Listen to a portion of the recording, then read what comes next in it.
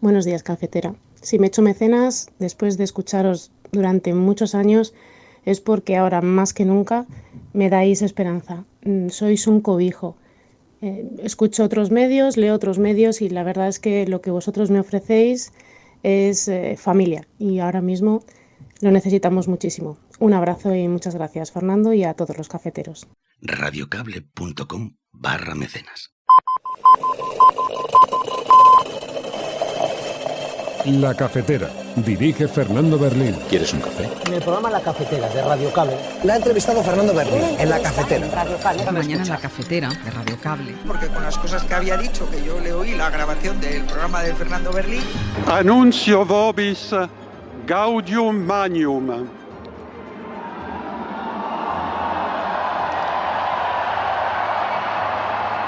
Habemus papam. Pues ya hay nuevo papa a las 7:15 de la tarde y toda una sorpresa. El cardenal norteamericano Robert Francis Prevost, 69 años, primer papa de estadounidense.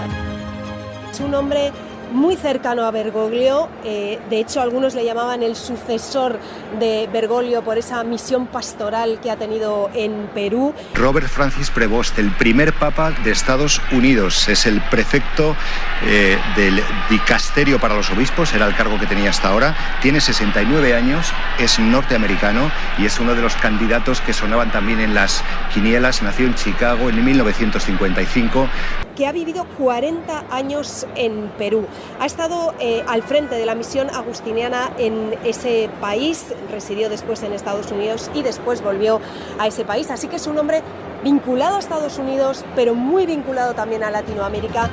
Y se me permiten también una palabra, un saludo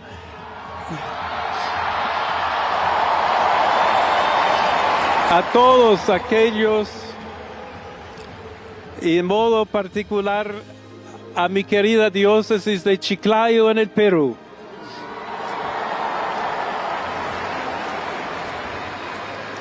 Donde un pueblo fiel ha acompañado a su obispo, ha compartido su fe y ha dado tanto para seguir siendo iglesia fiel de Jesucristo.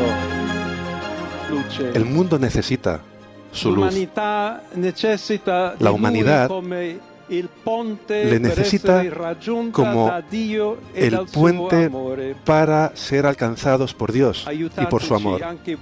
Ayudadnos también vosotros, los unos con los otros, a construir puentes mediante el diálogo, mediante el encuentro, uniéndonos todos para ser un único pueblo, siempre en paz. Gracias al Papa Francisco. Gracias al Papa Francisco.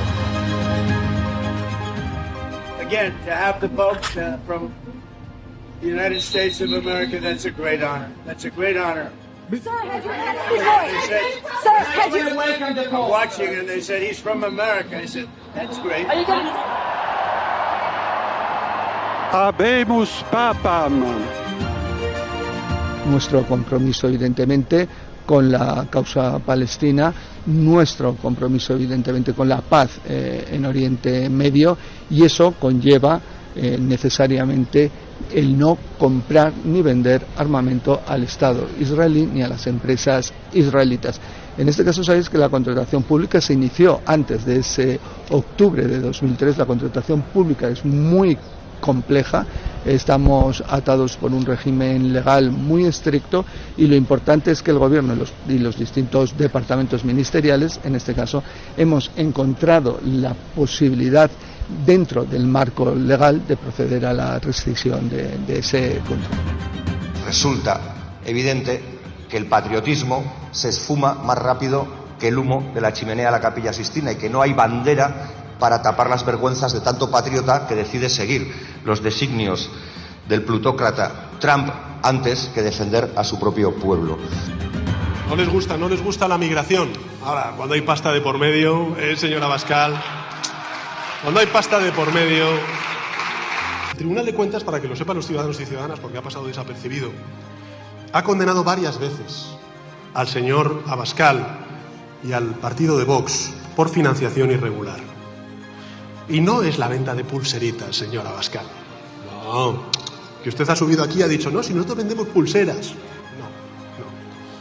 Son más de 6 millones de euros desde un banco húngaro. Están planteando, ¿no?, que quieren acompañar a las pequeñas empresas catalanas y desde luego nosotros somos absolutamente sensibles con las pequeñas empresas. De hecho, en la mesa de diálogo social recordemos, ¿no?, que hicimos un plan específico para las pequeñas empresas con ayudas directas a la productividad, con un montón de requisitos, ¿no?, para esas empresas que tienen más dificultades o los autónomos y autónomas, que hay muchos, ¿no? Son las 8:30 de la mañana. Las 7:30 en la Casa Museo de José Saramago, en Tías, Lanzarote.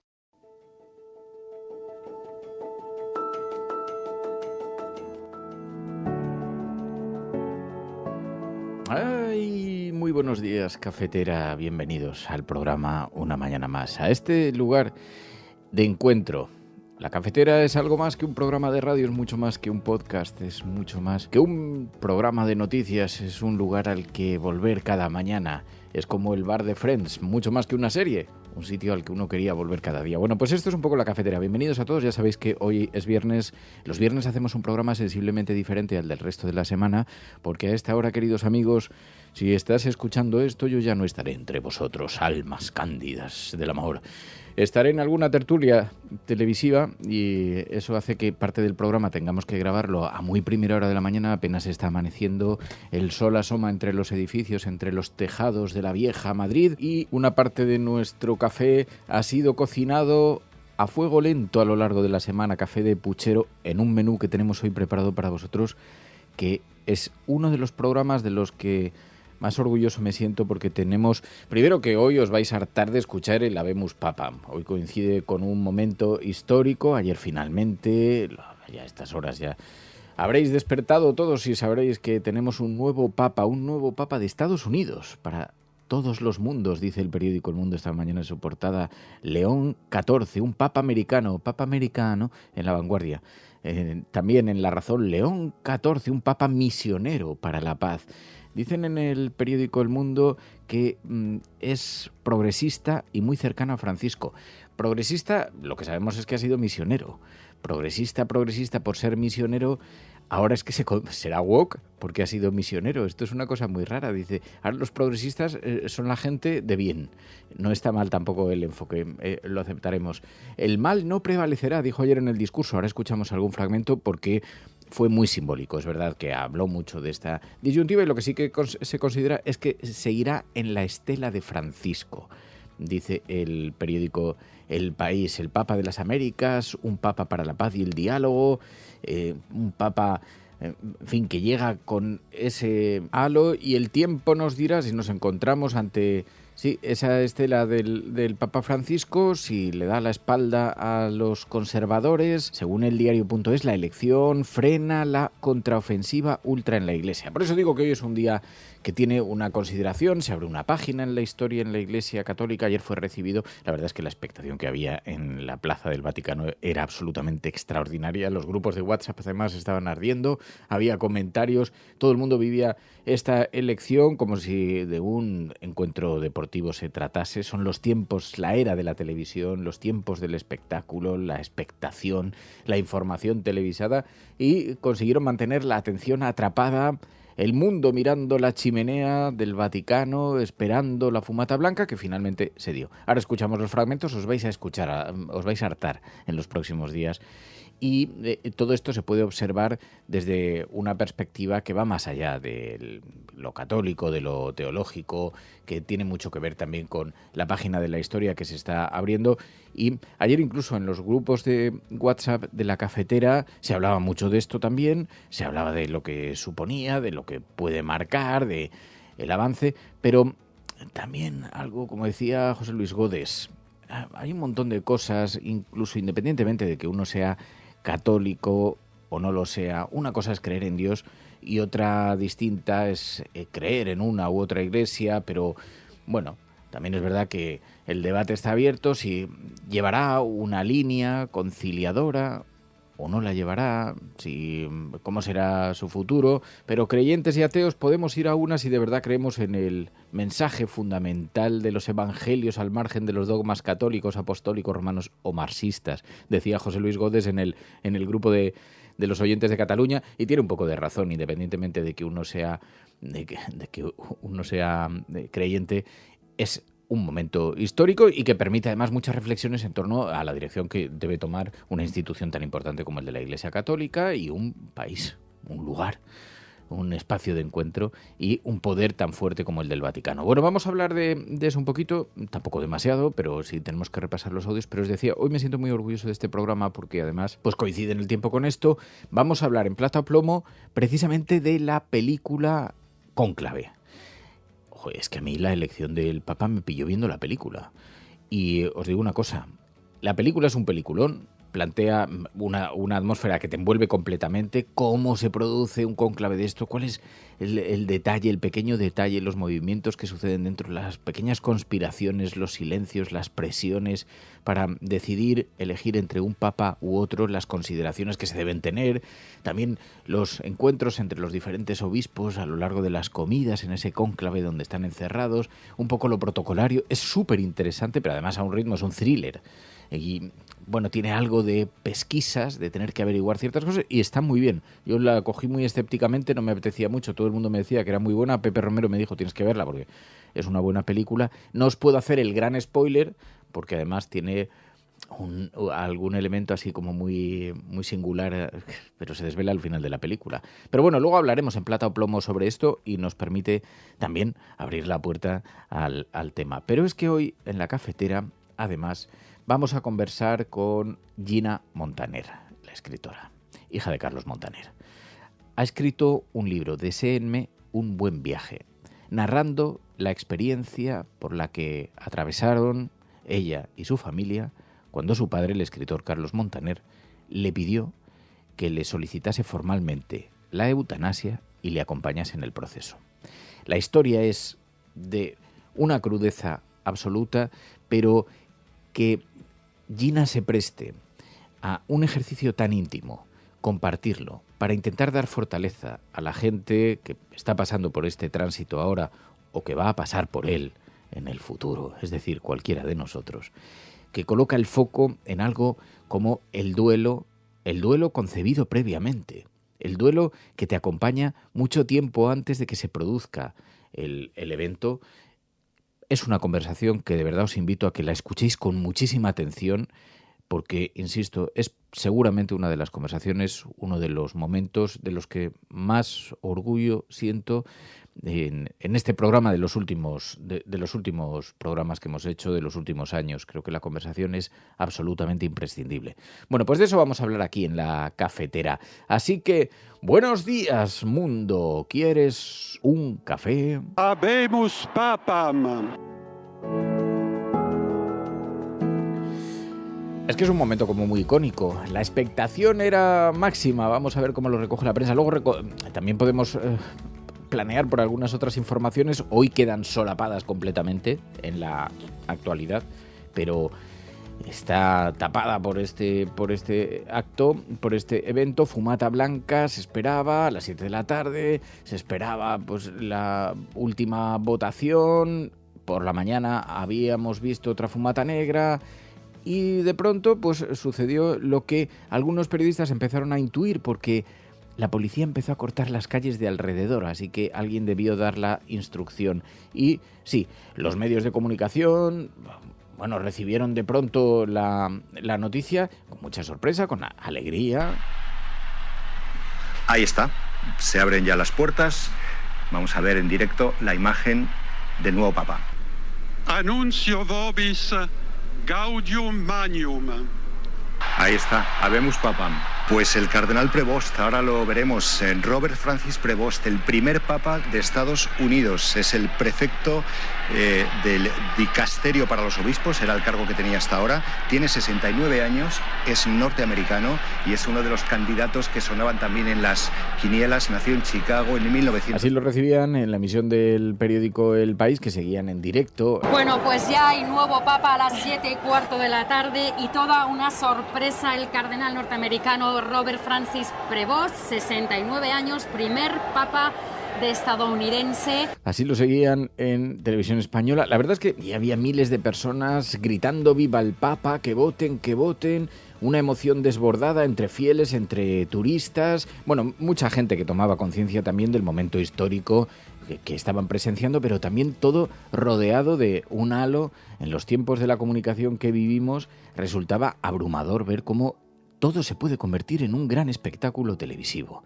Como todo en la comunicación, es verdad que perfectamente medida, la Iglesia Católica en una sintonía de colores, era verdaderamente abrumadora el planteamiento estético, el aplauso de los cardenales, el aplauso de las miles de personas que estaban allí congregadas. Resultaba, como digo, un espectáculo que te atrapaba completamente.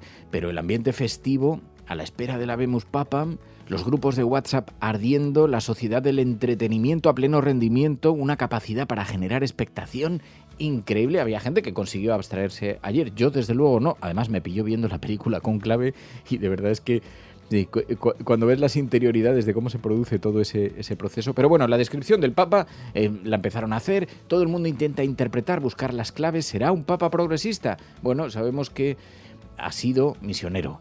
Eso le convierte en progresista. También sabemos que publicó algunos mensajes en las redes sociales contestando a J.D. Vance contra las políticas xenófobas, racistas de la administración de Trump. No penséis que eso ha preocupado mucho a la nueva administración norteamericana, porque Trump celebró ayer la elección del nuevo Papa. Es verdad que es el primer Papa norteamericano de la historia y, bueno, de alguna manera también saben que o pescan ahora o no pescan luego. Trump celebraba la elección y lo decía con estas palabras. Again, to have the Pope from the United States of America, that's a great honor. That's a great honor. Sir, had you met him before?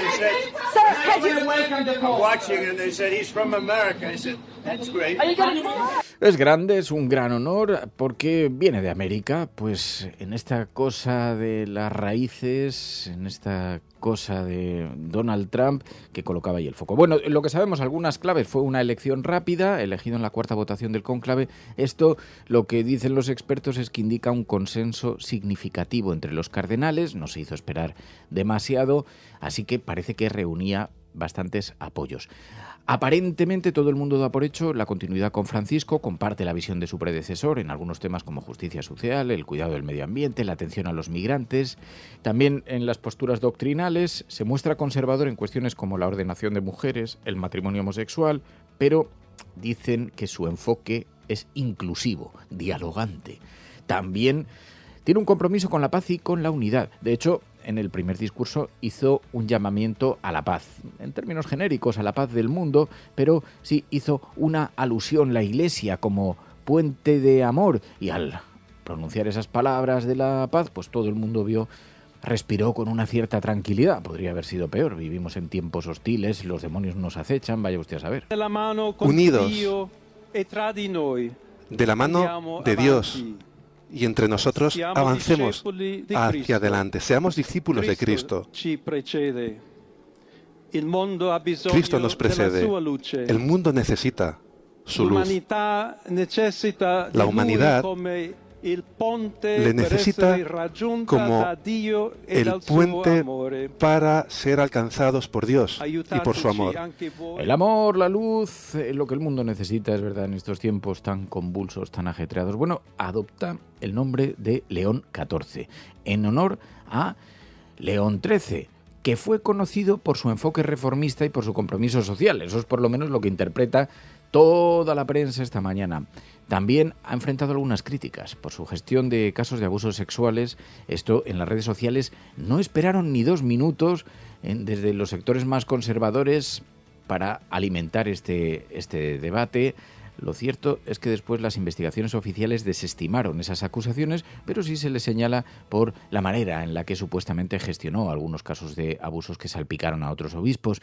También, colocado el foco sobre esto, decían, es que tiene simpatía por algunos periodistas de izquierdas y también por algunos colectivos LGTBI, le acusaban, le señalaban, como si eso fuera malo. Pero bueno, mientras tanto, es verdad que se espera saber cómo puede afectar a las relaciones del Vaticano o de la Iglesia Católica con Estados Unidos, especialmente en temas como la inmigración. Esto se lo preguntaban en el Financial Times. También se espera que continúe con las reformas iniciadas por Francisco. Dicen, pues, la disminución de fieles en Europa, la necesidad de mayor inclusión. Luego también miraban mucho que, a pesar del origen estadounidense, ha pasado parte de su vida en Perú y además ha sido misionero, y esto le da una perspectiva global, una mirada internacional diferente, una conexión con América Latina diferente. También abogó por la construcción de puentes en este primer discurso, en lugar de por los muros. Todo el mundo ha visto, por lo menos en Los Ángeles Press leíamos, esto significa, es una referencia explícita a las políticas migratorias de Donald Trump, se ha referido a los muros. Bueno, pero mientras tanto también pues hemos visto, sí, todo el mundo buceando en las cuentas en las redes sociales. Prevost había compartido en las redes sociales artículos que cuestionaban las políticas migratorias de la administración de Trump, que criticaba directamente las declaraciones del vicepresidente J.D. Vance, que contradecía los valores cristianos de acogida y amor al prójimo, decía. Y bueno, y mientras tanto, pues el presidente Trump felicita públicamente al nuevo Papa por su elección. Dice que es un honor, y algunos seguidores de Trump expresaban el descontento con la elección de León XIV, considerándolo demasiado progresista y crítico con las políticas de su administración. Pero es verdad que dicen, bueno, ha sido elegido seguramente para contrarrestar el auge de los evangelistas, especialmente en Estados Unidos, que parece que están superando a los católicos, que es un movimiento muy creciente, y parece que puede tener como objeto este nombramiento, ese movimiento, también frenar un poquito el ascenso de esa iglesia. Algunas de las claves que se leían en la prensa en estas últimas horas, y bueno, con la gran expectación y, como digo, la interpretación de la prensa española, pues sí, según el periódico El Mundo, es un papa progresista, cercano a Francisco, elegido en cuarta votación, y pide ayuda para construir puentes. De verdad, qué progresista. ¿Cómo se puede pedir la construcción? Ya veremos a ver si luego el personaje no queda ensombrecido por sus hechos, por sus actos los conoceréis. Es verdad que luego, en ocasiones, pues todo esto, el personaje a lo mejor se apodera de la persona, pero mientras no se sabe muy bien en qué dirección va a caminar. Estuvo de obispo en Chicago, estuvo de misionero en Perú, dicen que es técnico, que no es muy radical tampoco, que ni para un lado ni para otro, pero que el hecho de ser colaborador de Francisco, pues a lo mejor le da ese carácter, ¿no? Pero bueno, esto en la portada va a dirigir el destino de los 2.000 millones de católicos, o el destino moral de 2.000 millones de católicos, pero sobre todo también el Estado Vaticano. Y en esta escenografía tan precisa que vivimos ayer, pues también se convirtió en un momento que, según el periódico El País, se ha elegido a un sanador, que los enemigos de Francisco se han quedado empequeñecidos, que no ha habido involución. Eso se observa, pero tampoco creéis que la prensa conservadora se lo recibe con mucho escepticismo. Vemos, no sé, en La Razón, es un papa misionero para la paz. Igual también le tienen que dar unos días, claro, tampoco van a empezar. En la portada del ABC, el mal no prevalecerá. Se convierte en el primer papa estadounidense, pide una iglesia que construya puentes, que busque siempre la paz. Y claro, todo el mundo se pregunta, la Iglesia Católica podía haber tomado una dirección contraria a el aire que se respira en el mundo, que mira a un Donald Trump desbocado, a una administración que pretende recuperar. Podía haberse alineado con el resto del planeta para dejar aislado a Donald Trump. En lugar de eso, tiende ese puente. Tiene algunas cuestiones, algunas asignaturas pendientes, como la pérdida de influencia también en Estados Unidos, y probablemente pues la necesidad de acercarse a un país como ese. Es la primera vez que ocurre, y la verdad, cuando hablábamos esta semana en la cafetera de que también esta decisión iba a tener una gran consideración geopolítica, y se miraba incluso a qué continente representaría ahora el nuevo Papa, pues faltaba Estados Unidos, y no era nada descartable que hubiera un papa norteamericano, o asiático también se decía, o africano. Y se miraban en esas tres claves, en esas tres posibilidades. Han elegido norteamericano, no han elegido negro, decían ayer en las redes sociales, que eso todavía para la Iglesia Católica sigue siendo demasiado atrevido. Bueno, pues este es el asunto que ocupa la portada de los periódicos, todos, incluso los progresistas. Un papa preocupado por la justicia social, pero más conservador que Francisco, dice Público.es esta mañana. Todos. En el diario.es también el mismo asunto, elegido para la portada y todos los digitales llevan este asunto, según el diario.es. La elección frena la contraofensiva ultra de la Iglesia. Vemos en otros... La Iglesia queda en manos de un papa de todas las Américas para un mundo nuevo, dice el Confidencial. Promete seguir el legado de Francisco enfatizando la paz y la unidad en su primer discurso desde el balcón de la Basílica de San Pedro, y como su antecesor habló de construir puentes de diálogo. Todo el mundo intenta entrever, encontrar algunas pistas para saber si es progresista y lo tenemos que odiar o si es conservador y lo podemos aplaudir. Se ve en las redes sociales, están los sectores conservadores muy inquietos a esta hora de la mañana. Bueno, pues ayer la atención del mundo colocada en este foco.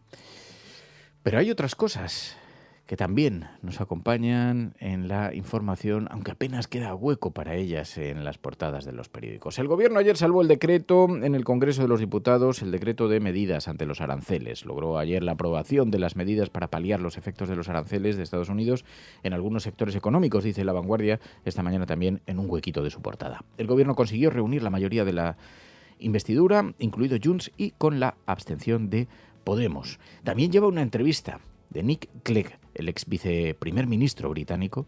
Dice que la Unión Europea debe gastar ya más del 2% en seguridad. Ya no les parece suficiente el 2%, es que no hay como despistarse 10 minutos, ¿eh? Bruselas prepara represalias contra Estados Unidos por 95.000 millones, dice el periódico El País esta mañana en portada, mientras Donald Trump y Starmer anuncian un acuerdo de libre comercio. También hay máxima atención mundial, máxima preocupación a cuenta de los bombardeos, de la ofensiva, el estallido militar entre India y Pakistán. Una pena, dice Donald Trump, lleva muchas décadas luchando, espero que eso termine pronto, dice, con una cierta ambigüedad y despreocupación ante un evento que aparentemente le pilla lejano. No, it's a shame. We just heard about it just as we were walking in the doors of the Oval. Just heard about it. I guess people knew something was going to happen based on a little bit of the past. They've been fighting for a long time, you know, they've been fighting for many, many decades. Many decades. Llevan mucho tiempo peleando. Pakistán y la India se acusan mutuamente del lanzamiento de drones. Estamos viendo también bombardeos, un conflicto que estalla y que mantiene en máxima atención y máxima preocupación. El conflicto se intensifica y máxima atención. India intenta alejar a Pakistán del campo de batalla. Las fronteras se encuentran en tensión. Un arsenal nuclear que separa a India y a Pakistán mantiene, como digo, la preocupación de la comunidad global, de la comunidad internacional. Están al borde de otra guerra y hay algunas cuestiones muy inquietantes. Claves para entender el conflicto esta mañana tenéis en el diario.es. Podéis acudir porque tenéis algunas claves muy interesantes. Bueno, mientras tanto, también más allá de la foto internacional de estos dos eventos que mantienen la atención mundial, ayer aquí en España vimos algunos momentos que merecen ser destacados. Bueno, vimos a la extrema derecha calificando como de interesadas a las asociaciones de víctimas de la DANA. Ha provocado un verdadero revuelo. Normalmente las asociaciones que se montan al día siguiente de una tragedia como esta, normalmente no suele ser de verdaderos afectados, sino de verdaderos interesados. Verdaderos interesados. ¿Cómo se puede ser tan... ¿Cómo se puede perder la humanidad? La gente que ha perdido a sus familiares. En fin, polémica en torno a este asunto. Bueno, más asuntos. Ayer supimos que también Héctor de Miguel celebraba el archivo de la causa que Abogados Cristianos había iniciado contra él. Lo hacía en hora 20 y pico y lo hacía con toda la ironía de la que dispone. Bueno, vamos con la noticia bomba de hoy. Seguramente recordaréis mi monólogo titulado «Voy a explicarle un chiste a un juez nostálgico». El contexto es fundamental y si es un programa de humor, es un programa de humor. Si hay alguien que se toma eso al pie de la letra, evidentemente no está entendiendo la comedia. Bueno, es el que más fama me ha dado, con el del perro y el de la madurez, el que más. Y recordaréis que todo esto viene porque la asociación integrista Abogados Cristianos se querelló contra mí por decir que... Toda esta gente que estamos aquí, Abogados Cristianos, tenemos un deseo, que es llenar de dinamita la cruz del Valle de los Caídos y volarla por los aires. Si puede ser un domingo, mejor, para que vaya más gente. Pues bien, queridos y queridas ventipickers, esto que tengo aquí... Esto es el auto que pone fin a un caso que nunca existió, porque no ha llegado a haber ni juicio. Y con esto se cierra el enésimo caso que pierde la agrupación fundamentalista. Así que, lo primero de todo, creo que hay que ser elegante en la victoria, hay que saber ganar. Así que, abogados cristianos, os ofrezco la pipa de la paz. La tengo aquí abajo. Mirad, aquí es esta. Podéis subir aquí y bailar un poquito, ¿eh?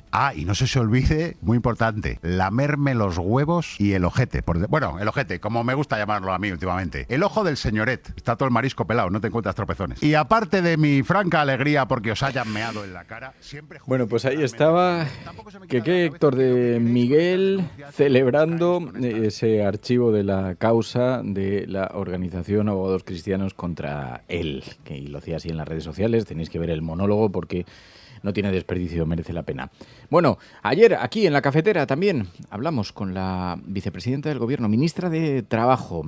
Hay muchas dudas. ¿Saldrá adelante la reducción de jornada? ¿Hay espacio para negociar con Junts? Se abrió, hoy es también análisis, objeto de análisis en los periódicos, estas palabras de Yolanda Díaz en la cafetera.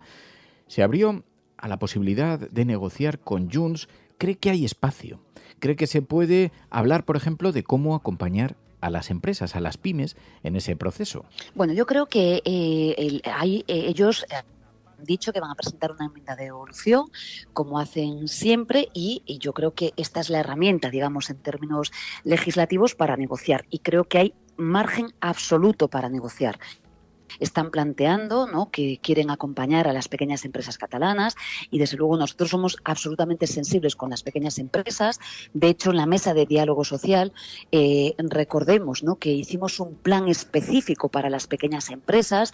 Así que esta podría ser la materia recuperada para abrirse a la negociación. Bueno, vamos a ver otras cuestiones que han tenido impacto en la prensa internacional, que resumen un poquito lo que ha estado ocurriendo esta semana en nuestro país, y lo hacemos de la mano de Pilar de la Peña. Estás escuchando La Cafetera y si lo estás haciendo no estás sola. Programas de radio, de televisión en España, la prensa burlándose de nuestra propuesta. Podrán decir todos los periódicos del mundo lo que quieran. Que a democracia va a ganar. En España, el ex vicepresidente del gobierno... En España finaliza el recuento de votos en los comicios municipales y autonómicos con una participación del 64%. Rodrigo Rato is under investigation. Dejaré lo mejor de mí, para poder estar a la altura de la confianza que ustedes me han entregado. No olvidamos justicia, verdad, respeto. Seguimos. Bueno, pues cada semana abrimos un capítulo en La Cafetera para hablar de la imagen que proyecta España en el exterior a través de la prensa internacional, los artículos que además nos sirven para resumir en parte la semana. Lo hacemos, sabéis, de la mano de Pilar de la Peña. Pilar de la Peña, buenos días. Hola, buenos días. En una semana en la que, bueno, hay numerosos asuntos, pero el apagón y sus consecuencias, desde la comparación de Sánchez al señalamiento de las nucleares, todo esto, la irrupción del lobby atómico, todo esto ha sido recogido, ha tenido un cierto recorrido en la prensa internacional, ¿no? Bastante, la verdad es que desde el apagón del 28 de abril hay infinidad de noticias en los medios de todo el planeta que primero se hacían eco de ello y que luego siguen pendientes un poquito de las causas. Muchos de los medios lo que destacan es que todavía no hay una explicación y de hecho algunos de los medios como RFI, la radio francesa, que se hacen eco de esta comparecencia de Pedro Sánchez en el Congreso de los Diputados para explicar o para dar algún tipo de explicación sobre el apagón, lo que reclamó fue más tiempo para intentar averiguar y realmente determinar cuáles han sido las causas reales del apagón, ¿no? Es verdad que numerosos medios internacionales han estado haciendo eco en estos días también de todas las acusaciones a las renovables, de las dudas, incluso algún medio, recuerdo haber visto un artículo de Fox News que decía, claro, la apuesta de España por las energías limpias y por tener cero emisiones, la meta esta de las cero emisiones, pues está provocando esta reacción, pero la verdad es que, según según ha ido pasando el tiempo, lo que buena parte de los medios internacionales han cuestionado este señalamiento de las renovables y han destacado precisamente que el presidente español ha rechazado de plano que las renovables sean o tengan la culpa, fueran, digamos, la causa del apagón, y de hecho ha redoblado o ha confirmado y ha reafirmado casi esta apuesta de España por las energías limpias y las energías renovables. Es, por ejemplo, lo que titula el Financial Times en este sentido, o The Telegraph, que dice que Sánchez ha pues redoblado esta apuesta a pesar del apagón, porque considera que no han tenido la culpa, ¿no? Hay otros medios internacionales que también destacan algunas otras derivadas. Esta, por ejemplo, la erupción del lobby atómico y este intento de aprovechar el apagón pues para defender la viabilidad o los beneficios que pueda tener la energía atómica. Es algo que destaca de Político, sobre todo la edición europea de este digital estadounidense, que le dedica un artículo y explica un poquito cómo en general en Europa hay un cierto resurgir de la energía nuclear, pero en este caso concreto en España pues se está aprovechando el apagón para insistir en que es una energía mucho más fiable en comparación con las renovables. Luego hay también muchas lecciones que los medios internacionales intentan tirar o incluso llevar a su propio terreno nacional de lo que ha sucedido en España, pues con respecto a si podría pasar en sus países, ¿no? En Francia ha habido varios artículos pues examinando hasta qué punto la red francesa podía tener el mismo tipo de problemas. En India, fíjate que también hay varios artículos o varios expertos que han señalado que por algún tipo de similitud pues India podía vivir una situación similar. En general en Europa se habla mucho de la red europea. De hecho hay un artículo llamativo de Reuters que dice que la red eléctrica europea necesitaría una inversión millonaria, habla de 3 trillones de dólares y para realmente adaptarse y eliminar cualquier tipo de riesgo. Así que todavía, ya te digo, es un asunto que genera muchísimo interés y muchísima información en todos los aspectos y en todos los frentes que está dando, ¿no? Más allá de las críticas al gobierno en concreto que se está viendo aquí, digamos que los medios internacionales van un poquito más allá e intentan abarcar todos los aspectos, digamos, de mayor calado que está teniendo el post-apagón.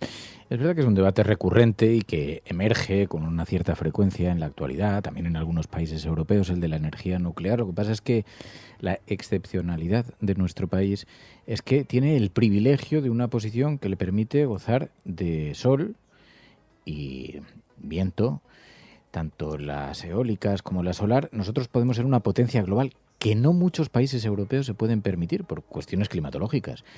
Claro, hace que nuestra posición sobre las nucleares pueda necesariamente caminar en otra dirección.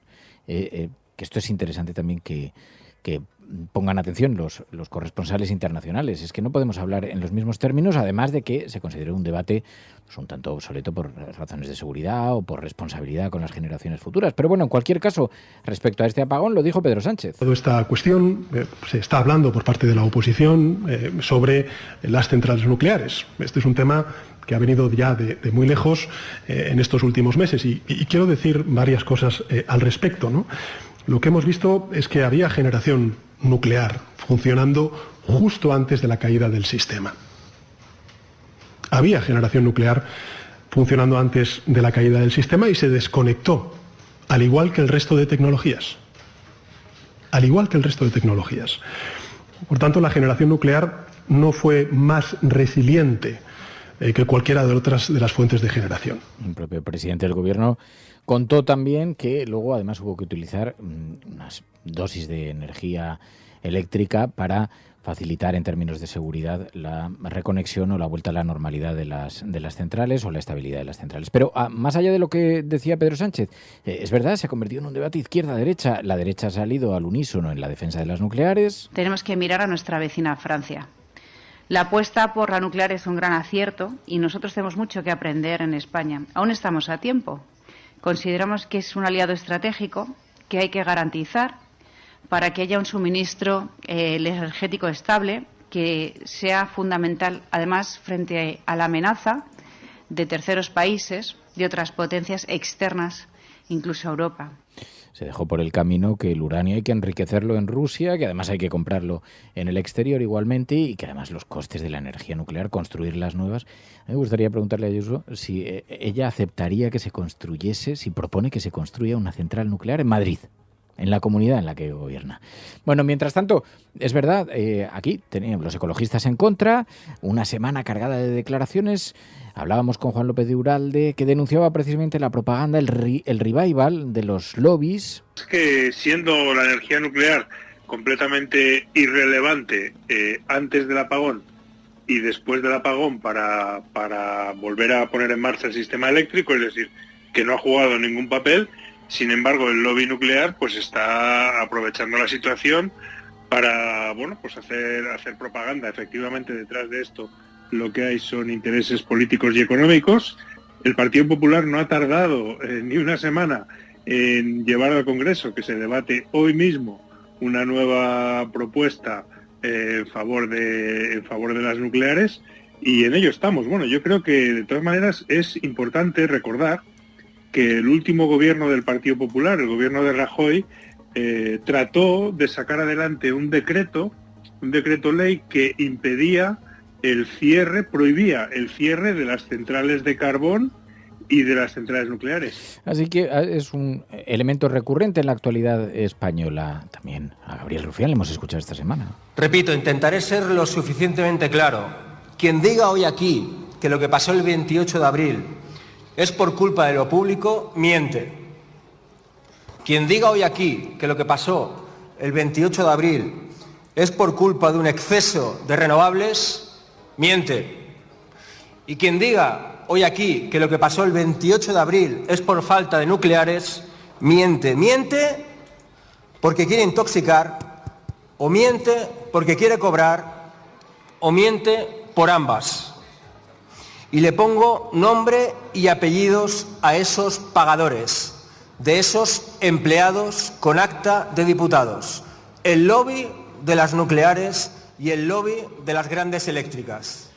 Bueno, pues ha sido un asunto que esta semana ha tenido mucho impacto en la actualidad, pero si hay algo que haya tenido impacto y que también ha llegado a la prensa internacional, ha sido ampliamente destacado, es que coincide también con el sabotaje, así es como lo ha calificado el ministro Óscar Puente, o por lo menos ha insinuado que tenía todas las características de un sabotaje, el sabotaje ferroviario. Hemos visto cómo, defendían que la falta de inversión no era el problema, sino este acto de vandalismo.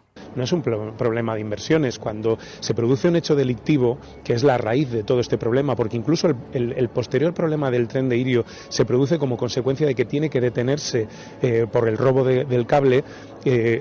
Lo primero que tenemos es que mirar a quienes cometen el hecho delictivo y no hablar ni mezclarlo con problemas en las infraestructuras, falta de inversiones o mantenimiento, que en este caso no tienen absolutamente nada que ver con la incidencia. Bueno, nada que ver con la falta de inversión, decía el ministro. En todo caso, ¿robo o sabotaje? El debate está abierto, pero ha tenido amplia repercusión en la prensa internacional, ¿no, Pilar? Sí, mucha. Tanto las imágenes y la noticia de esta especie de caos ferroviario que durante varias horas vivió España, como incluso las propias acusaciones o la propia explicación de Óscar Puente, ¿no? Hay muchos medios internacionales, de Guardian sin más lejos, que lo incluyen en el titular.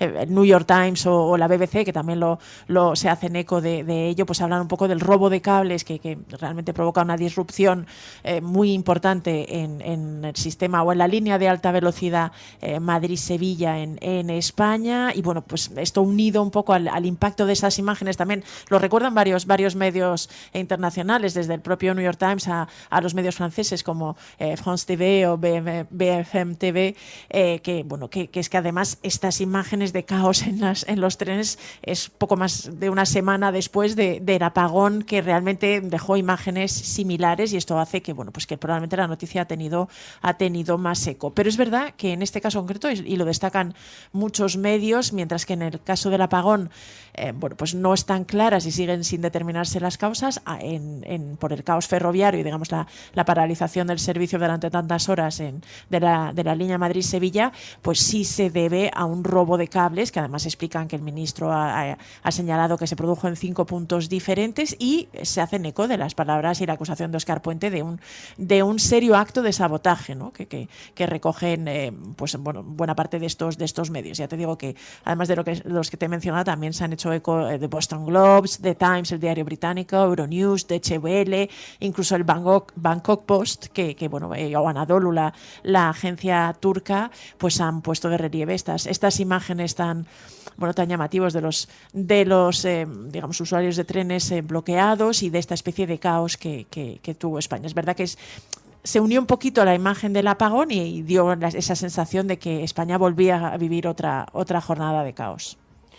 Bueno, otro de los asuntos que también protagoniza la actualidad en la prensa internacional, en la información internacional sobre España, está relacionado con la reducción de jornada. Ha sido aprobada en el Consejo de Ministros. Esta misma semana conversábamos en la cafetera con la vicepresidenta del Gobierno, con Yolanda Díaz, a quien le preguntábamos, pero ¿usted va a hacer también gala de reducción de jornadas compatible con algunas responsabilidades? Decía, bueno, igual no es de aplicación para los servidores públicos.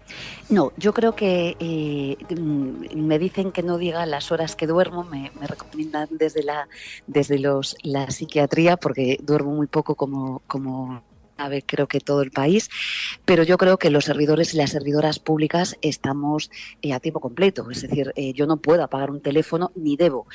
Tenemos ejemplos muy cercanos, ¿no?, en Valencia, de cómo se gestiona mal la vida pública, por tanto, es verdad. Pero más allá de la casuística particular, el caso es que se abre este melón, se abre este debate, llega a la prensa internacional de forma tímida, Pai.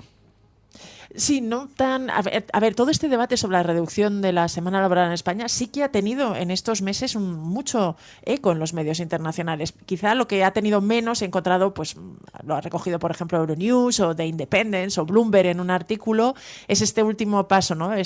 Digamos, la luz verde del Consejo de Ministros y, digamos, el proyecto de ley que ya va a llegar al Congreso. Pero sí hay bastantes medios que lo han estado siguiendo en todo este tiempo, desde que se ha anunciado este compromiso del Gobierno, porque es verdad, y como lo recordaba aquí Yolanda Díaz, es que es un debate que está en toda Europa. Entonces hay bastantes medios que lo ponen de relieve. Y mira, los titulares de esta semana, pues por ejemplo Euronews decía que España avanza con su propuesta de ley para recortar la semana laboral a las 37 horas y media. Bloomberg señalaba algo parecido. Luego The Independent decía que España iba a reducir, digamos, la semana estándar de 40 horas para 12 millones de trabajadores, y sí, digamos, que este paso del Consejo de Ministros y este envío del proyecto de ley al Congreso de los Diputados ha suscitado quizá no tanto revuelo, no tanto expectación y no tantas noticias como en otros casos, los primeros indicios de que España iba a abordar este asunto, pero sí que ha sido también recogido.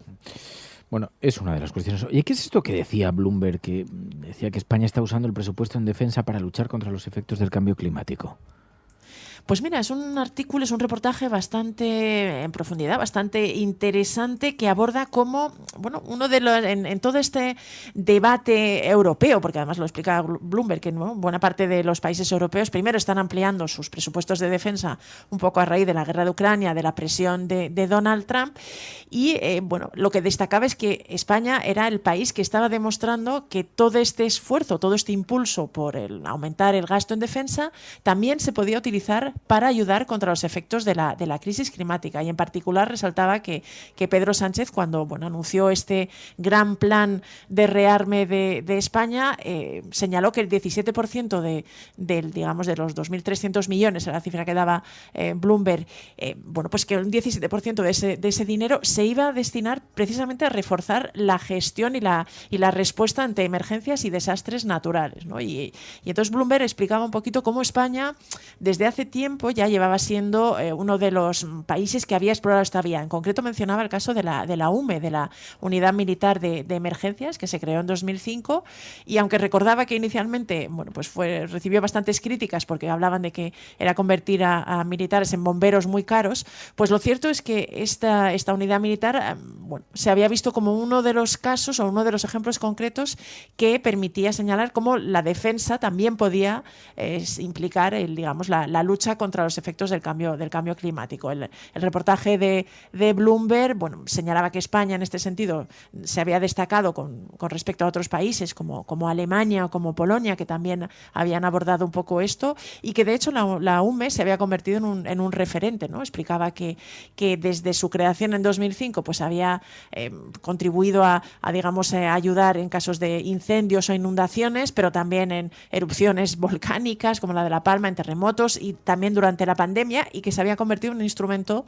muy útil, ¿no? Y explicaba un poquito cómo este aumento de defensa que había anunciado el gobierno español, pues se iba a destinar también a reforzar esta unidad, y lo ponía de relieve. De hecho, decía que aunque podía sonar raro y algunas voces podían señalar que no era en esencia un aumento de la defensa, decía que la OTAN sí que consideraba gasto en defensa todo lo que era cubrir las necesidades de las Fuerzas Armadas, aunque no fuera específicamente equipamiento militar. Así que en este sentido, pues se ponía a la UME como una especie de ejemplo a seguir. De hecho, hablaban con uno de sus responsables que explicaba que había otros países que les habían contactado pues para conocer un poquito cómo se había desarrollado esta unidad.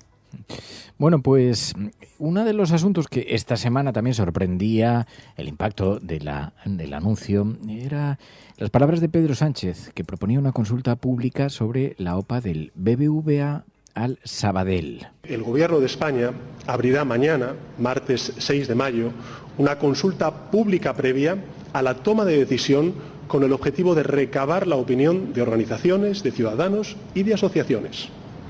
Nuestra intención y nuestro deseo es ayudar a que nuestras empresas crezcan, que ganen volumen, también competitividad, pero siempre y cuando eso beneficie al interés común del país y de sus ciudadanos. Decía eso Pedro Sánchez. Es un asunto que en el programa bromeábamos en estos días, contestamos a la consulta públicamente, está abierta todavía, lo pueden contestar los ciudadanos, algo técnicamente un poco complejo. Hemos visto también cómo el Partido Popular decía que eso de someterlo a consulta era una frivolidad. ¿En qué ley está prevista la consulta? ¿Quiénes pueden participar en la consulta? ¿Esa consulta es vinculante? ¿Pueden participar los accionistas de cualquier compañía? ¿Pueden participar gente que no sea ni accionista ni cliente de los dos bancos en proceso? Aquí decía Pepe Romero en la cafetera que daba la impresión de que el gobierno estaba buscando una justificación, algo a lo que agarrarse para poder dar marcha atrás. Pero fijaos, hemos estado haciendo un ejercicio de hemeroteca ya el año pasado. Yolanda Díaz cuestionaba esa OPA y además decía que pensaba que había instrumentos para poder evitarla. La disposición adicional 12ª de la Ley de Ordenación y Supervisión del Sector Bancario Español, que dispone que justamente es el Gobierno de España el que tiene que autorizar todo este tipo de operaciones. Esta operación llevamos todas... Frenarla, impedirla, parece difícil. Pueden poner los impedimentos suficientes para que no salga adelante, pero le preguntábamos a los oyentes de la cafetera en estos días, ¿hay razones para que una cosa tan técnica sea de interés general? ¿Os preocuparía una fusión de esta naturaleza? Y la verdad es que había algunas contestaciones muy interesantes. Sí, porque produciría desempleo, cerrarían sucursales, quitas además, favoreces un sector de forma monopolística, le das mucho poder a los bancos, luego los precios cambiarán, nadie podrá evitarlo, no habrá competencia. Habría algunas razones, pero quizás se está escudando el gobierno en este debate para darle la razón a Junts, que no es favorable a esa fusión. Bueno, la prensa internacional en todo caso ha recogido este asunto, ¿no? Sí, medios como Reuters, como el diario The Irish Times o La Jornada en México se hacían eco de esta consulta pública, con cierta sorpresa, ¿no? Al final La Jornada hablaba de un gesto inédito y The Irish Times de un paso inusual, ¿no? Esta iniciativa de consultar o de hacer una consulta para conocer la opinión de ciudadanos, organizaciones y asociaciones, es lo que destacaba Reuters en este acuerdo, que no era realmente un acuerdo, ¿no? Pero esta operación del BBVA para lanzar una OPA hostil a su rival de menor tamaño, al Santander, que era un poquito lo que ponían de relieve estos medios internacionales. Algunos iban un poquito más allá y señalaban, por ejemplo, La Jornada, el diario mexicano, recordaba que esta esta operación supondría pues la concentración bancaria y que realmente había bastante oposición, ¿no? Explicaba que el diario mexicano que se opone en la Generalitat, partidos como Junts y Esquerra, Sumar también, se hacía eco un poquito de estas palabras que escuchábamos o de estas críticas de Yolanda Díaz, y bueno, pues explicaba un poquito los detalles de esta consulta. La verdad es que sí que ha llamado la atención de estos medios internacionales. Ya te digo que en general lo resaltan como un paso, un gesto inédito e inusual, pero bueno, pues han asegurado estar pendientes del asunto y bueno, explicaban un poquito que podría ser, que explicaban también, Reuters era quien decía que bueno, el gobierno tenía al final, digamos, la última palabra sobre cualquier operación empresarial de este estilo y bueno, pues en función de la consulta podría actuar en uno u otro sentido. Bueno, otras cuestiones que están encima de la mesa en estos días sobre España. La investigación anunciada por la Fiscalía sobre la muerte de miles de españoles en los campos de concentración nazis también la han destacado varios medios internacionales, Pai. Sí, esta investigación que ha coincidido con el 80 aniversario de la liberación de los campos de Mauthausen y Gusen, ¿no? Y bueno, pues ha habido medios como Le Figaro, como The Times of Israel, como The Local o West France que lo han puesto de relieve. Lo que han destacado es eso, ¿no? Como la muerte de miles de españoles, de 4.500 en concreto, en campos nazis, iba a ser objeto de una investigación de la Fiscalía. Especialmente los medios franceses explicaban que además se refería a españoles que huyeron, a republicanos en su mayoría, que habían huido a Francia después del fin de la guerra civil y con el inicio de la dictadura, y que allí, pues en algunos casos, explicaba por ejemplo el Figaro, fueron encerrados en campos por el gobierno de Édouard Daladier y que luego posteriormente fueron deportados a los campos de concentración nazi, y un poco pues explicaba, me parece que era West France, dice que lo que iba a investigar la Fiscalía era precisamente si había habido algún tipo de estrategia conjunta del régimen de Franco y de la dictadura con el régimen nazi para llevar a cabo esto, y bueno, pues que por fin en España se iba a investigar este asunto desde la Fiscalía. Oye, otra cosa que ha saltado a la prensa internacional, también que está teniendo mucha repercusión, la condena a Vox por financiación ilegal, también es noticia. Sí, probablemente bastante más de lo que le gustaría a Vox.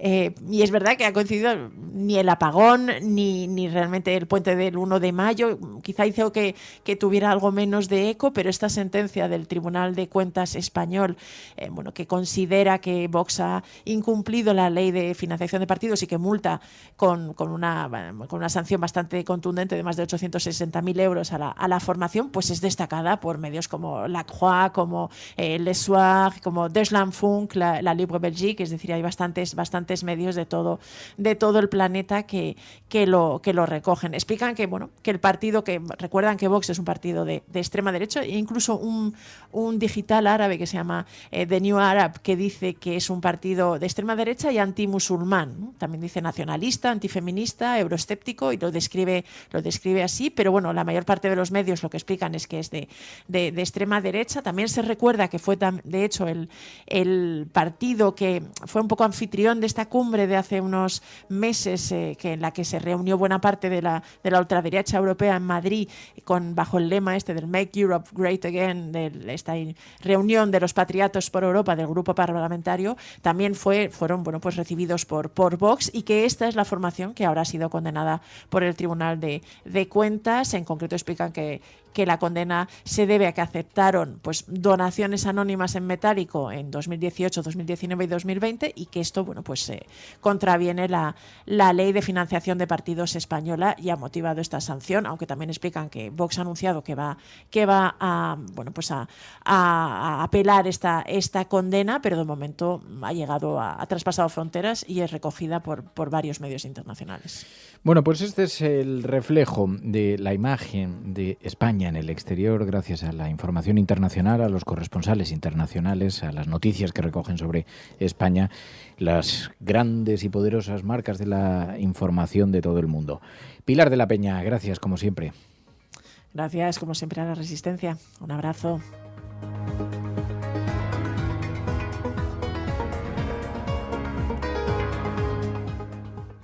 La Cafetera y Neutral presentan Plata o plomo. El mundo en series. En el Juego de Tronos, o ganas o mueres.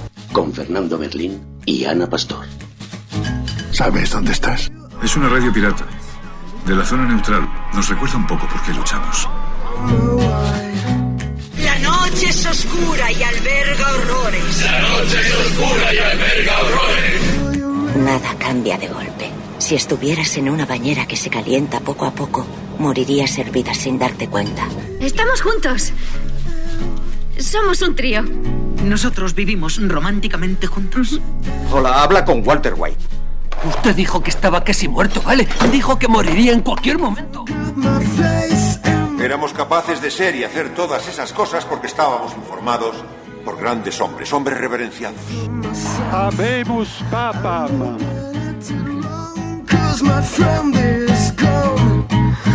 Y se me permiten también una palabra, un saludo.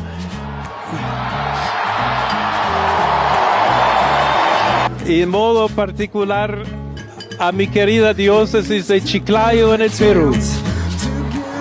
Bueno, con frecuencia la realidad y la ficción se funden hasta límites insospechados. Habemus papam coincide en el tiempo con esta propuesta Cónclave, la película Plata o Plomo, el mundo a través de las series de televisión, a través de las películas, con Ana Pastor Neutral. Ana Pastor, buenos días. Hola, buenos días. Bueno, el grado de expectación de las últimas horas ha sido tan extraordinaria, la mirada atenta al Vaticano, al cónclave, a la chimenea, a la fumata blanca, donde se ha elegido finalmente el nuevo líder de la Iglesia Católica, 2.000 millones de católicos observando con interés esto. Y hay una película que retrata todo el proceso de búsqueda del Papa, Cónclave, que se ha estrenado precisamente el año pasado y que tiene, bueno, unas críticas formidables que yo estaba precisamente viendo mientras se producía la fumata blanca. Ana, que lo sepas, que me has tenido claro cómo se confunde la realidad y la ficción, porque muestra las interioridades llevadas al mundo de la ficción con una casuística muy concreta, pero las interioridades de este proceso que mantiene la expectación tan alta, ¿verdad? Es maravillosa la película, desde el punto de vista estético es alucinante, desde el punto de vista real es casi alucinante, ahora contamos por qué.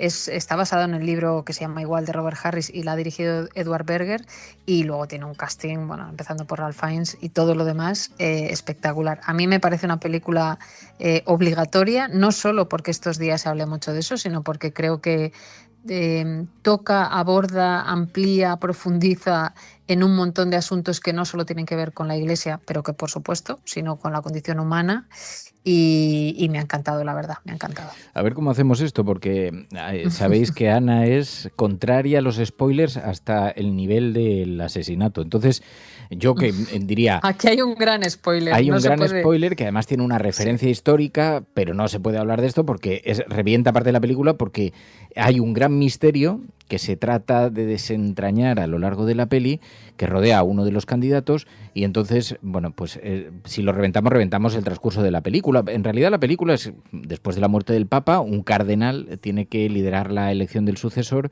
y entonces, bueno, vemos las tensiones internas, vemos las ambiciones de los cardenales, y también las candidaturas, los posibles candidatos, algunos con secretos ocultos, ¿no? Lo que es maravilloso es ver cómo se producen las pequeñas conspiraciones en buenos términos, pero al fin y al cabo están aspirando a liderar la Iglesia. Entonces ahí hay unas tensiones y unas ambiciones alucinantes. Y bueno, y además está muy bien representado en esas ambiciones. ¿Quién da por hecho que las ambiciones son suficientes para gobernar nada menos que una Iglesia con 6.000 millones o no sé cuántos de católicos? ¿Quiénes, queriendo ser papas dentro del colegio cardenalicio, precisamente eso les hace tener menos posibilidades? Y quienes, no queriendo ser papa, resultan más encantadores, ¿no? en alguna de las votaciones. Está muy bien porque todo ese proceso que estamos contando en los medios estos días es muy real, es decir, hasta las papeletas, que no sé si sabéis, es una papeleta que se tiene que doblar 2 veces, que solamente pone quiero que el Papa sea, y en blanco tú pones el nombre. Eso lo retrata muy bien la peli y es realista, ¿no? Fidedigno. Bueno, la recreación de los lugares es también impresionante. A mí me han contado que Santa Marta, que es donde se alojan los cardenales, que es donde ha vivido el Papa que ha fallecido, se parece mucho, pero no es exactamente igual. Alguien me dijo que conoce bien Santa Marta. Santa Marta es mucho más bonita, pero ahí se mueven ellos. Y luego está muy bien porque tú decías, tocan dentro de las ambiciones de poder, de los preferidos, digamos, de los que más posibilidades tienen y de los que más sucio juegan. Aparecen también, bueno, como no quiero desvelar mucho, pero bueno, errores que han podido cometer, pecados y algo más en el pasado, que en un momento así, cuando te tienen que elegir, es como una campaña electoral. Quien te quiere destruir va a empezar a sacar todos los secretos de tu pasado, ¿no? Y luego me encanta el papel de Lawrence, el decano del Colegio Cardenalicio, que es el papel de Ralph Fiennes, que es un poco como ha pasado ahora, ¿no? Con el cardenal italiano que todo el mundo pensaba que iba a salir, que era mano derecha de Francisco, que finalmente no ha sido, pero que está muy bien reflejado también en la película cuál es la cercanía. Lo que la película no aborda, prácticamente le dedican 1 minuto a la muerte del Papa. Todo lo demás es lo que cuenta esa película, que es larga, pero que no se hace larga. La verdad es que está muy bien. Fíjate, me habían hablado muy bien de la película. Todo el mundo decía que era un peliculón del año pasado, dirigida por Edward Berger, basada en una novela y claro, un thriller eclesiástico. Digo, mira, ya esto es mucho para mí. Pero cuando me decían, no, vamos a verla, y además vamos a verla esta semana, que está el cónclave, hemos estado viendo varias fumatas negras, con expectación, y digo, bueno, pues me pongo a verla. La atmósfera que reproduce está fantásticamente bien conseguida.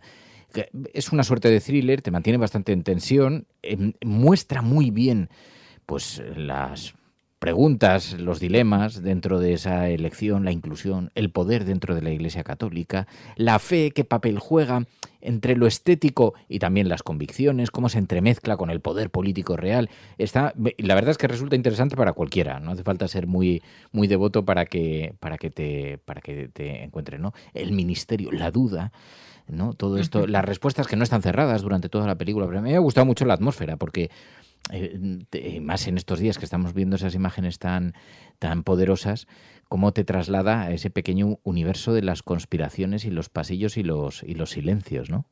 Sí, es casi, claro, es una institución tan antigua, ¿no? Que es casi como si estuvieras viendo un Juego de Tronos, no con boda roja, no, porque además refleja una época relativamente actual. Toca, como tú dices, muchísimos temas de la actualidad que tienen que ver con la aceptación de otras religiones, de otras culturas, de otras razas, del racismo, del tema de la inmigración. Toca también, por supuesto, el tema de las mujeres. Hay una parte muy real en la película, que es que quienes, como ya hemos contado estos días, los cardenales se aíslan completamente y no pueden tener con el exterior ningún tipo de contacto, y quienes les cuidan, vaya qué sorpresa, son mujeres, en este caso monjas. Isabella Rossellini es la protagonista de ese grupo de monjas que solo pueden ver, oír y callar, y tienen de hecho firmado un compromiso que puede conllevar la excomunión si cuentan algo, ¿no?, de lo que está pasando allí. Y habla también del papel de la mujer en la Iglesia. Hay un par de escenas maravillosas que hablan de que por mucho que se haya avanzado, el papel de la mujer en la Iglesia pues sigue siendo el que es muy secundario, ver, oír y callar. Pero bueno, es maravillosa. Hay un papel que a mí me tiene loca, que no vamos a decir mucho, que es el actor Carlos Díez, que es un actor mexicano, que es la primera vez que hace una película porque es arquitecto, y es fabuloso y bueno, un papel increíble, y que me recuerda bastante ese cardenal a quien ha sido finalmente elegido, que aunque es americano, Prevost, es profundamente, como quienes le conocen dicen, tiene un alma profundamente latina, porque es de Chicago, su madre era española, y bueno, está muy conectado con el mundo latino, tanto es así que se ha enfrentado a Trump en redes, ¿no? Ha hecho crítica de Vance en redes siendo un cardenal que finalmente ha sido elegido papa, así que está como todo muy mezclado. La peli es buenísima. Ya digo, visualmente, no sé si te ha pasado a ti, me parece una belleza increíble. Absolutamente, sí. Sí. Y te hace dudar estos días si estabas viendo un informativo o la película. Sí. Bueno, te diré una cosa. En las redes no han tardado ni un minuto en empezar a atacar al nuevo papa porque reubicó, acomodó a unos curas acusados de pedofilia que habían abusado de niñas de 9 y 11 años. Esto fue muy publicado en las redes, fue muy publicado en los medios de comunicación entonces. Inmediatamente han empezado también claro, los escándalos sexuales y además estas cuestiones, la pederastia en el seno de la Iglesia Católica, cómo afecta a los candidatos, es algo que tangencialmente también, escándalos de otra naturaleza, pero son reflejados en la película, que pueden echar por traste una candidatura. No ha sido el caso viendo la elección final, pero todo esto es verdad que, bueno, la película está muy bien, es muy recomendable, todo el mundo que la ve dice que es maravillosa, así que no penséis que os vais a emborrachar más todavía, o sea, da tiempo todavía un poco más de resaca sobre este capítulo de la elección papal. Así que, Ana Pastor Neutral, gracias. Gracias a ti. Plata o plomo. El mundo en series. En el Juego de Tronos o ganas o mueres. Con Fernando Berlín y Ana Pastor. ¿Sabes dónde estás? Es una radio pirata. De la zona neutral. Nos recuerda un poco por qué luchamos.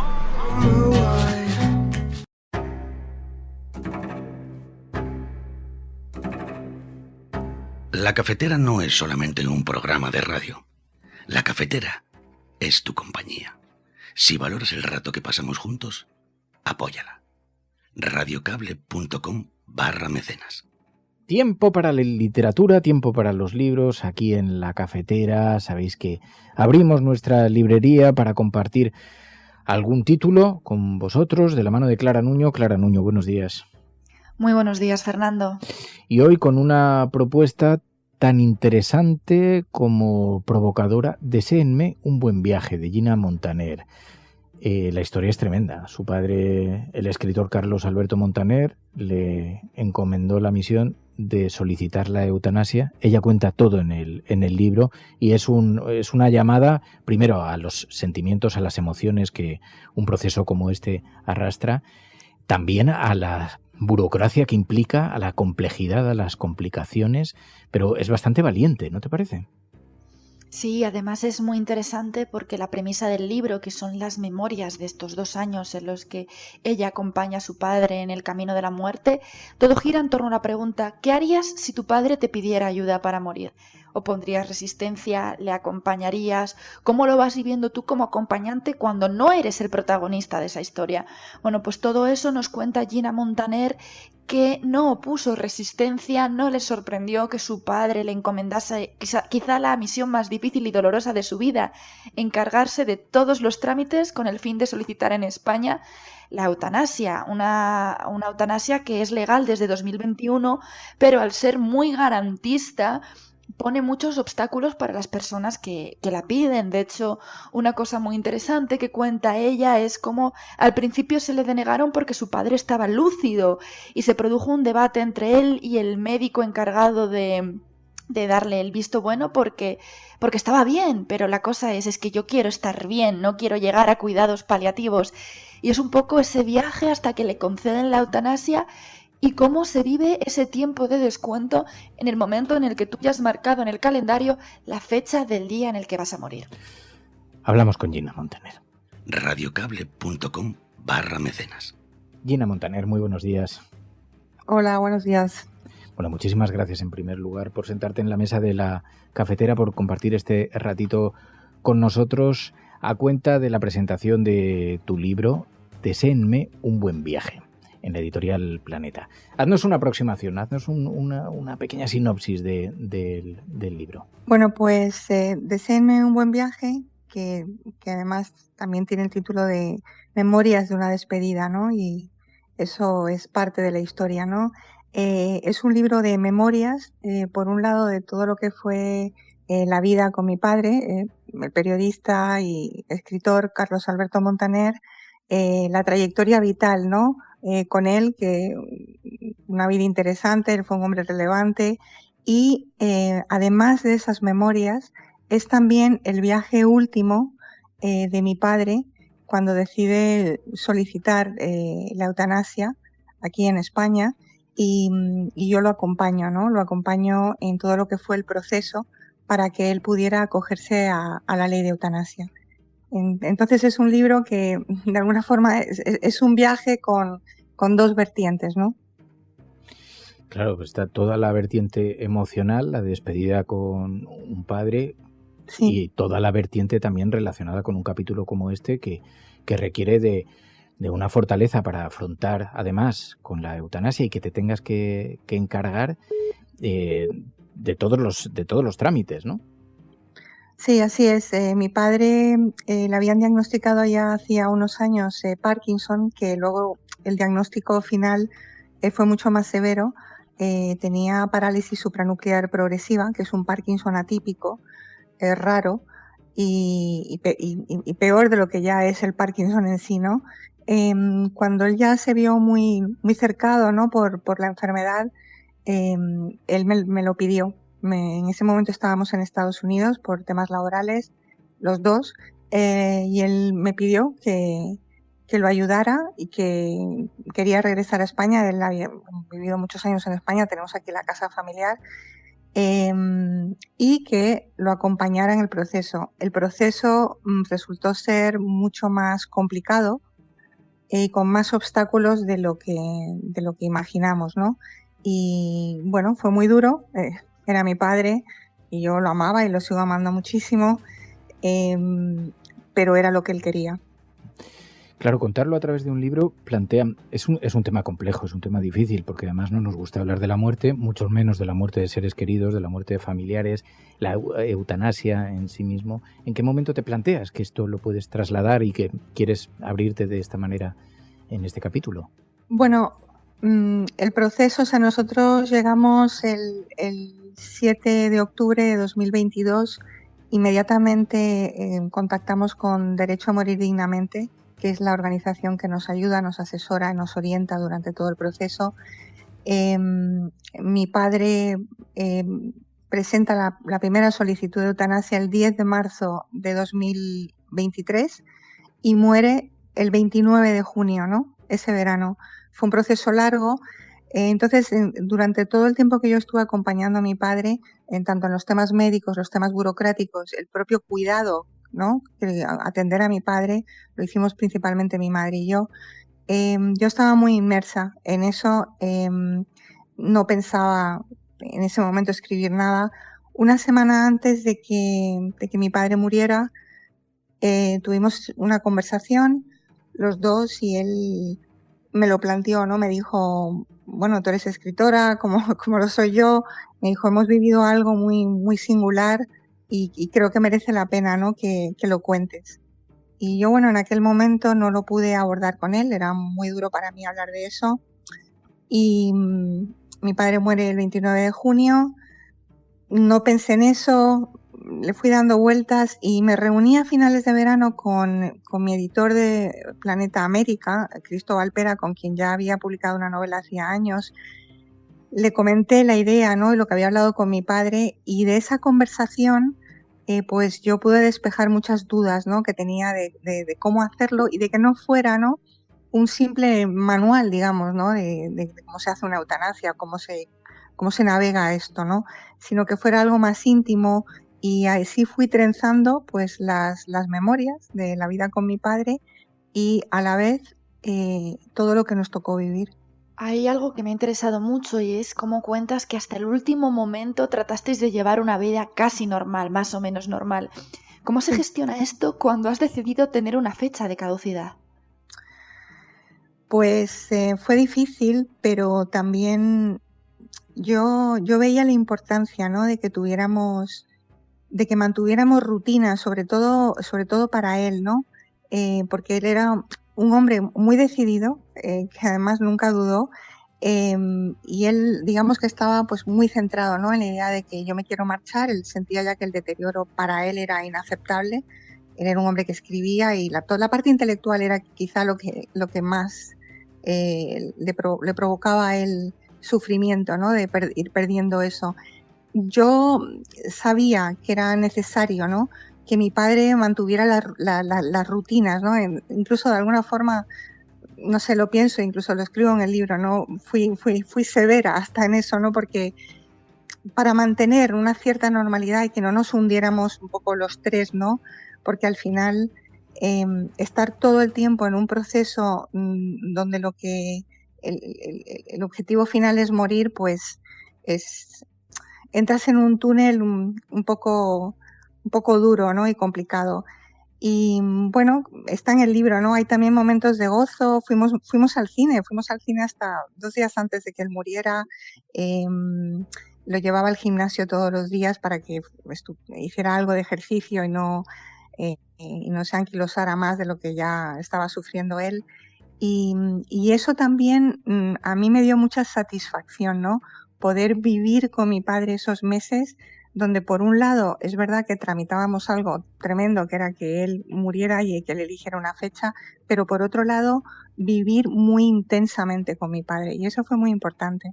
¿Te pudiste preparar? ¿Se puede uno preparar para despedirse de alguien a quien quieres tanto con fecha y hora? Bueno, un proceso de eutanasia de alguna forma lo vives, es un duelo anticipado, ¿no? Porque estás viviendo con él, caminando con él para que él llegue a ese punto que es que nos despedimos de él, ¿no? Por un lado, te familiarizas mucho, ¿no? con esta idea, ¿no? de la partida, pero no estás preparado. De hecho, a veces me han preguntado, ¿no? ¿Habrías hecho algo diferente? Realmente lo hicimos como mejor pudimos hacerlo, porque hay demasiadas emociones, ¿no? en el camino.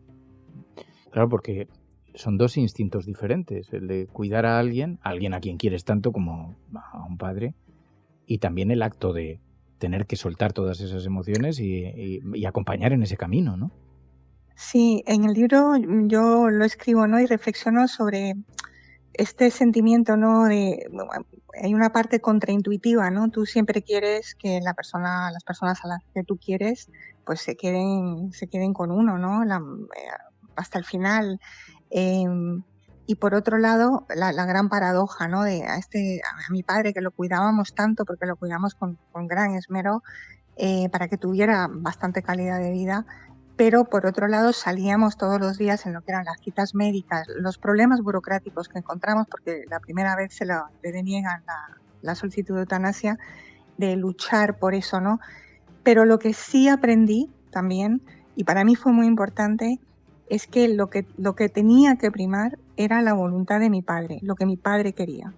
Y además mi padre lo eligió de una manera muy meditada, era algo que él siempre defendió, el derecho a la eutanasia, y eso para mí era lo que primaba. Por mucho que a mí me doliera y que le doliera a la familia, que él quisiera marcharse, porque él quería irse, además tenía ya prisa por irse. Y entonces uno tiene que vencer, ¿no? Ese lado de querer que alguien se quede contigo a toda costa. Claro, vencer eso no es fácil. Tendrías que mirar hacia adentro. También es un acto de generosidad acompañar a alguien en esa dirección, pero supongo que no es nada fácil porque en cierta manera te resistes, ¿no? O sea, lo natural, lo biológico es intentar resistirse. Sí, cuando él me lo pidió meses antes, fue muy duro. No me sorprendió porque conocía muy bien a mi padre y mi padre defendió siempre las libertades individuales y una de ellas el derecho a la eutanasia. Él siguió muy de cerca y con gran solidaridad todo lo que fue el caso de Ramón Sampedro, que no pudo en su día, ¿no? acogerse a la ley. Entonces yo conocía bien a mi padre, no me extrañaba nada. Por supuesto, era un dolor pues grande. Pero bueno, por lo menos en mi caso, y quizá porque yo también pienso como él y también soy una firme defensora del derecho a la eutanasia, pues pude vencer eso y simplemente pude acompañar a mi padre. Y además estoy muy orgullosa de haberlo hecho, porque creo que es importantísimo respetar la voluntad de una persona, ¿no? que decide algo tan tremendo, ¿no? Porque al final era su vida y él era un hombre muy vital y precisamente porque era un hombre muy vital y que tuvo una buena vida, precisamente por eso él es tan resuelto a la hora de decidir también que le toca partir, porque él no quería de ninguna manera acabar con un deterioro grande y postrado en una cama y posiblemente con demencia. Él no quería eso. En España la eutanasia se legalizó en 2021, es un tema que levanta pasiones por razones evidentes. Y quería preguntarte, por un lado, ¿por qué nos cuesta dejar morir a los demás? Y por otro, contabas que a tu padre se le denegó la eutanasia en la primera vez. ¿Por qué? Sí. ¿Por qué se deniega la eutanasia a la gente cuando la pide? Bueno, la ley es muy garantista. De todas formas, somos afortunados, tenemos la ley en España, pero hay que vencer obstáculos. Es algo que nos dijo Derecho a Morir Dignamente desde la primera vez que los fuimos a ver, ¿no? Que era complicado, que no era imposible porque mi padre sí cumplía los requisitos, pero al final está sujeto, ¿no? a la propia subjetividad de los médicos que te van a evaluar, ¿no? La diferencia que surgió con el neurólogo, con el primer médico que es el que se lo deniega, que no era un objetor, por supuesto, porque si no ahí se acaba el proceso y tienes que buscar a otra persona. Era una discusión casi filosófica que tuvieron los dos, ¿no? Sobre si mi padre estaba o no dentro del contexto eutanásico.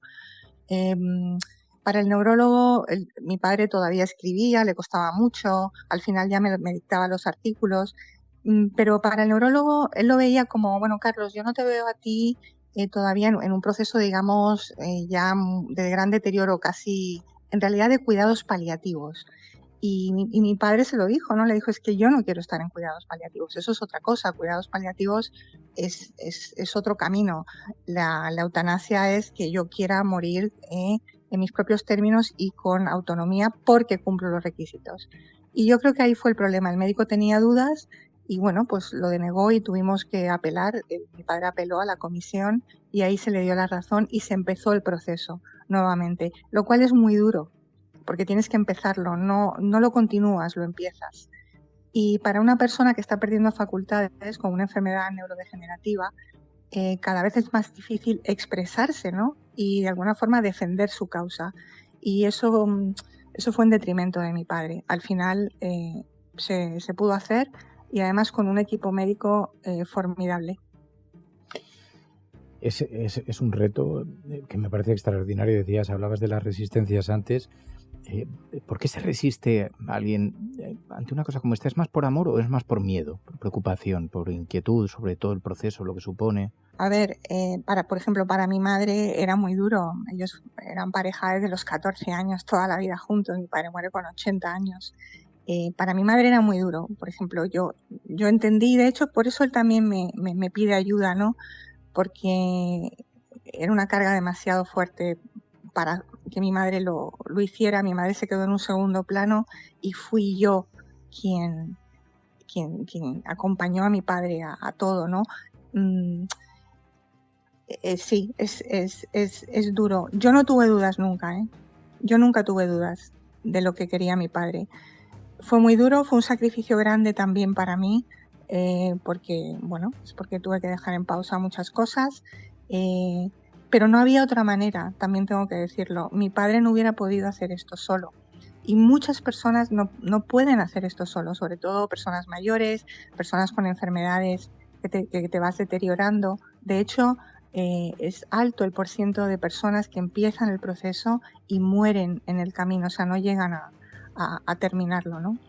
Y en eso yo considero que nosotros vencimos la adversidad y también creo que forma parte de la propia vida de mi padre. Mi padre fue un hombre que resuelto a la hora de pelear por las cosas en las que él creía, ¿no? Y yo admiro que peleó y que yo peleé con él también esta batalla, ¿no? Porque esto, o sea, al final ser libres y vivir de una manera libre, pues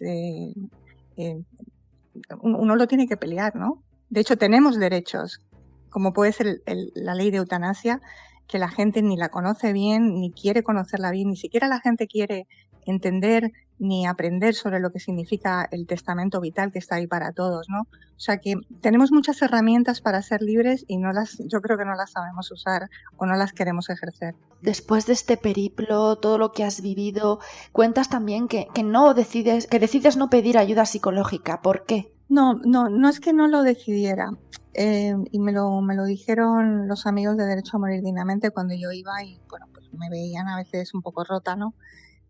Pues no es que decidí no pedirlo, es que en aquel momento era tanto, o sea, eran tantas las cosas que estábamos haciendo que realmente no encontré el tiempo, y posiblemente no estuvo bien de mi parte, no es algo que le aconsejo a nadie. Simplemente yo estaba muy inmersa en todo y no lo hice, no podía. En ese momento yo no podía. Y bueno, pues luego cuando ya se fue, pues poco a poco, ¿no? El duelo todavía dura, ¿no? Yo creo que es un proceso muy, muy, muy singular, ¿no? Muy te marca de muchas maneras, también te familiariza mucho con justo lo que creo que lo decía Fernando, ¿no? Creo que la gente, ¿no? En general vivimos muy de espaldas a lo que significa la muerte, el tramo final de la vida, cómo lo vamos a encarar y yo lo viví muy de cerca y al final te marca en todo. Claro, no se me ocurre, es una situación muy, muy angustiosa y claro, te vas a tener que enfrentar una y otra vez ahora porque tienes la presentación del libro, el hecho de tenerlo, no sé si te resulta algo terapéutico, decías, escribirlo en cierta medida, te ha permitido también exponer todo esto, pero ahora tienes que revivir esto una y otra vez en entrevistas, en las presentaciones, todo eso, ¿no? Porque entiendo que no es plato de buen gusto tampoco, no es confortable. No es fácil, pero primero creo que el libro que creo que tiene un valor en cuanto a memorias, quiero creer que tiene un valor literario y luego también tiene el valor de un testimonio con una ley muy nueva y desde que se aprobó la ley no hay mucho o hay muy poco casi escrito sobre cómo se vive algo así, ¿no? Es algo que he hablado con los amigos de Derecho a Morir Dignamente, entonces creo que eso es un valor añadido, ¿no? Importante y de lo que yo me siento orgullosa, ¿no? Yo lo defiendo y tengo un compromiso moral con quienes nos ayudaron, ¿no? Y estoy muy agradecida. Entonces es duro. También pienso que bueno, después de la presentación, bueno, el libro está fuera en el mundo, ¿no? Como en todo libro, ¿no? Que ya está ahí fuera y pues para que lo lea la gente y lo valoren como les parezca, pues ya es otra etapa, ¿no? Y también es esa manera, ¿no? De honrar a mi padre, pero ya también que quede ese recuerdo dulce de mi padre, ¿no? Para yo también poder proseguir el camino, ¿no? Y escribir otras cosas, evidentemente. ¿Te acompañaste en el momento final, supongo? Sí, lo acompañamos. Bueno, mis hijas vinieron, mis hijas viven en Estados Unidos, mi hermano también, entonces lógicamente vino mi hermano, mis hijas, mi sobrina, y en lo que fue el momento final, fue en el hogar, bueno, acompañados con el equipo, estuvimos con él, mi hermano, mi madre y yo, y de ahí viene el título del libro, ¿no? El que se fue muy serenamente, muy tranquilo, él jamás ni titubeó ni lloró, solo llorábamos nosotros. Él nos dijo eso, deséeme un buen viaje. ¿Intentabais conteneros?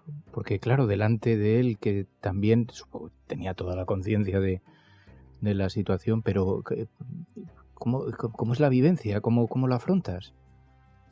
O sea, intentas mostrarte, supongo que cada uno tendría un sentimiento particular o una forma de revelarlo, sí. ¿No? Pero bueno, no, fue muy emotivo, pero mi padre, que siempre fue un hombre tan tranquilo para todo, de alguna forma él, que sabía que era muy duro y que le daba mucho pesar, ¿no?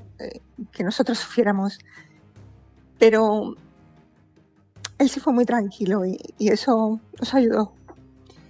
Gina, te agradezco de verdad de corazón. Supongo que las lecciones, también tu relación con la vida, cuando hablas sin tabúes sobre la muerte, con todo el dolor que supone, con todo este viaje tan extraordinario, y esta novela, Deséenme un buen viaje, Gina Montaner, Memorias de una despedida, de corazón, muchísimas gracias por el ejercicio de pedagogía, por la fortaleza, por la valentía, por el ejercicio también de mostrar un capítulo tan íntimo como este, pero que puede ser una herramienta formidable para muchísima gente en el tránsito que necesariamente nos vamos a ver abocados todos. De verdad, de corazón, muchísimas gracias, Gina. Gracias a vosotros. Un abrazo, Gina. Un abrazo.